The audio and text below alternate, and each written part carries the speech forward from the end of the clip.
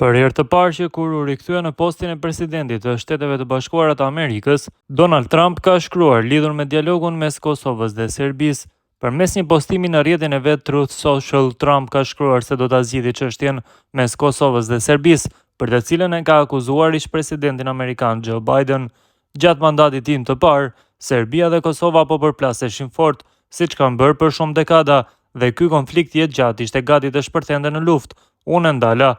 Biden ka dëmtuar perspektivën afatgjatë me disa vendime të marra, por unë do ta zgjidh sërish, ka shkruar Donald Trump.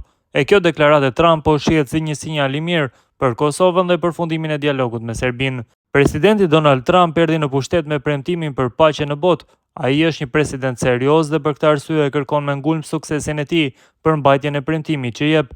Kjo karakteristikë e tij më bën të besoj se Donald Trump është i sinqert në deklaratat që bën. Nga sa shtihet, deklarata për Kosovën nxitet nga ajo që po ndodh në lindjen e mesme, sulmet ushtarake fillimisht të Izraelit kundër Iranit dhe përkeqësimi i situatës së konfliktit më pas, nuk u pritën me entuziazëm nga presidenti amerikan. Fakti që kryeministri i Izraelit bëri thirrje disa herë që Amerika të përfshihet në luftë sepse sulmet e tij, thot Netanyahu, mbrojnë edhe SHBA-t, dëshmon se inkursioni ushtarak i Izraelit kundër Iranit u mor pa djenin ose së paku pa dagorsinë amerikane, thot profesori i marrëdhënieve ndërkombëtare Enver Bytyçi. Siç thot Matej Bytyçi, Trump e quan sukses marrëveshjen e tij veçmas me kryeministrin Abdullah Hoti dhe presidentin e Serbisë Aleksandar Vučić, të cilët i ulin në zyrën ovale në shtator të vitit 2020 për të firmosur. E kam thënë edhe atëherë dhe e përsëris gjithashtu sot se siç kishin marrë punët asaj kohe për ndarjen e Kosovës, ajo marrëveshje ishte jo vetëm suksesi i Donald Trump, por edhe i Kosovës. Në fund të fundit nuk pati asnjë opsion për ndryshimin e territoreve dhe Kosova fitoi njëjën nga ana e Izraelit, por duhet të kemi parasysh edhe një fakt.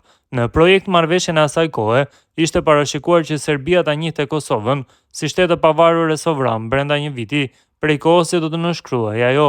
Sot pas 5 vitesh duhet besuar se kjo klauzol do të shprehet qartë edhe me diktim, madje jo në afat kohor prej një viti e më shumë, por menjëherë.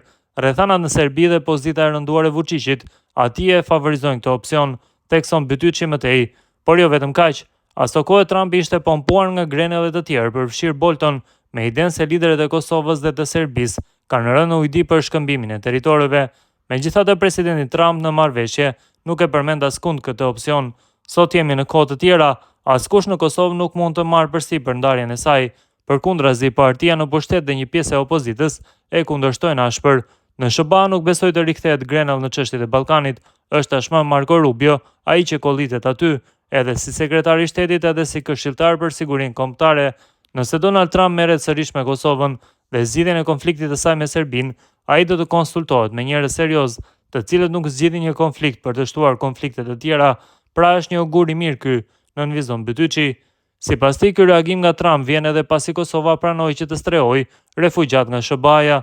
Së dyti, kjo deklaratë e presidentit amerikan erdhi më njëherë pasi Kosova pranoi se do të ndihmojë SHBA-t për të marrë refugjat prej saj. Ja çfarë do të thotë të bësh diplomaci me kushte jep dhe merr.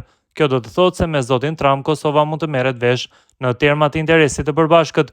Një prej këtyre interesave është që liderët e Kosovës të hartojnë një projekt perspektiv në fushën e investimeve me përparësi. Kjo do të jetë mënyra më e mirë për të forcuar mbështetjen e SHBA-ve, shpjegon Bytyçi. Më tej, ai thotë se Trump me të drejtë kritikon ish-presidentin Biden për qasjen ndaj dialogut Kosovë-Serbi.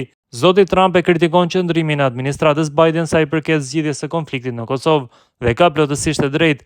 Shumë prej nesh nuk kemi pajtuar me ato politika që atëherë kemi kundërshtuar hap pas hap qasjen e diplomatëve amerikan, sa i përket qëndrimit dhe kritikave të tyre kundër qeverisë së zotit Kurti për shtrirjen e sovranitetit në veri të Mitrovicës. Besoj se pikërisht këtë ka parasysh presidenti amerikan kur mban qëndrim kritik ndaj administratës së mëparshme. Tani jemi në situatë më të favorshme në këtë kohë. Kosova tashmë është sovrane në të gjithë territorin e saj, ndërkohë veç konfliktit në lindjen e mesme prej vitesh vazhdon lufta në Ukrainë. Donald Trump nuk do të donte që me një marrëveshje midis Kosovës dhe Serbisë të dobishme për këtë të fundit t'i jepte municion Moskës në kërkesat e saj në Ukrainë, ndërkaq ka shumë mundësi që Kosova të këmbehet me Krimen në bisedimet e paqes me Vladimir Putin dhe Putin e ka pranuar këtë formulë, përfundon profesor doktor Enver Bytyçi.